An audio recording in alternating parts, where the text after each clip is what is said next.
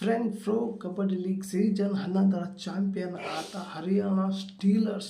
Friend ಈ ಒಂದು ಹರಿಯಾಣ ಸ್ಟೀಲರ್ಸ್ಗೆ ಪೈಪೋಟಿ ಕೊಡೋಕ್ಕಾಗಲ್ದೆ ಈ ಒಂದು ಮ್ಯಾಚ್ ಫೈನಲಲ್ಲಿ ಸೋತ ಪಟ್ನಾ ಪ್ಯಾರಿಸ್. ಫ್ರೆಂಡ್ ಟೋಟಲ್ ಆಗಿ ಈ ಒಂದು ವರ್ಷ 2024 pro kabaddi league season 11 final ಹಂತ ತಲುಪಿ ಫೈನಲಲ್ಲಿ ರಿಸಲ್ಟ್ ಬಂದಿದೆ.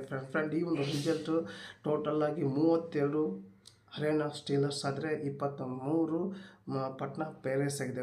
ಫ್ರೆಂಡ್ ಪಟ್ನಾ ಪ್ಯಾರಿಸ್ 2 ಸಲ ಚಾಂಪಿಯನ್ ಆಗಿತ್ತು, ಆದರೆ 2 ಸಲ ಚಾಂಪಿಯನ್ಸ್ ಆಗಿರುವಂಥ ಟೀಮ್ನ ಸೋಲಿಸಿದೆ. ಫೈನಲಲ್ಲಿ ಸೋಲಿಸಿದೆ Haryana Steelers.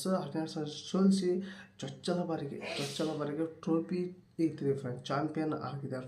Friend pro kabaddi ಲೀಗ್ನಲ್ಲಿ total ಆಗಿ ಈ ಒಂದು ಫೈನಲ್ ಮ್ಯಾಚ್ 15 ನಿಮಿಷದಲ್ಲಿ ಟರ್ನ್ ಆಗ್ತದೆ. ಟೋಟಲ್ ಆಗಿ ಆ ಕಡೆಯಿಂದ ಇದ್ದ ಮ್ಯಾಚ್ ಈ ಕಡೆ ಟರ್ನ್ ಆಗ್ತದೆ. ಫ್ರೆಂಡ್ ಏಕದಮ್ ಯಾಕಪ್ಪ ಅಂದರೆ ಆ ರೈಡರ್ ಆಗಲಿ ಡಿಫೆಂಡರ್ ಆಗಲಿ ಸ್ವಲ್ಪ ಪವರ್ಫುಲ್ ಆಗಿ ಆಡಿದ್ದು, ಹಾಗೆ ಈ ಒಂದು ಲಾಸ್ಟ್ 15 ನಿಮಿಷದಲ್ಲಿ ಟರ್ನ್ ಮಾಡಿದ್ದು ಆಟ ಮತ್ತು ಪಟ್ನಾ ಪ್ಯಾರಿಸ್ಗೆ 3ನೇ ಸಲ ಚಾಂಪಿಯನ್ ಆಗುವಂಥ ಲಕ್ ಇತ್ತು. ಆ ಲಕ್ನ ಟರ್ನ್ ಮಾಡಿದ್ದಾರೆ ಟೋಟಲ್ ಆಗಿ ಈ ಒಂದು 2024 ಸೀಸನ್ 11 ಚಾಂಪಿಯನ್ ಆಗಿರುವಂಥ ಹರಿಯಾಣ ಸ್ಟೀಲರ್ಸ್, ಹಾಗೆ ಅವರ ಒಂದು ಟೀಮ್ ಸೆಲೆಬ್ರೇಷನ್ ಮಾಡಿತ್ತು ನಿನ್ನೆ.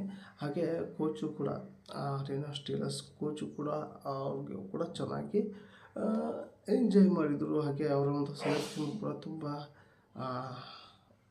ಕ್ರೇಜ್ ಇತ್ತು. ಹಾಗೆ ಹೊಸ ವರ್ಷವೂ ಕೂಡ ಈ ಒಂದು ಹೊಸ ವರ್ಷ ಏನು ಬರ್ತಾಯಿದೆ ಅದಕ್ಕೂ ಕೂಡ ಫುಲ್ ಪಾರ್ಟಿನೇ ಇರ್ಬೋದು. ಫ್ರೆಂಡ್ ಯಾಕಪ್ಪ ಅಂದರೆ ಇವತ್ತು 30 ತಾರೀಕು, ನಾಳೆಗೆ 31 ಆ ಒಂದು ಪಾರ್ಟಿ ಮುಗಿಸ್ಕೊಂಡೇ ಅವರೊಂದು ಊರಿಗೆ ಹೋಗ್ತಾರೆ ಅನಿಸುತ್ತೆ. ಫ್ರೆಂಡ್ ಯಾಕಪ್ಪ ಅಂದರೆ ಆ ರೀತಿ ಇತ್ತು ಅವ್ರ ಒಂದು ಸೆಲೆಬ್ರೇಷನ್.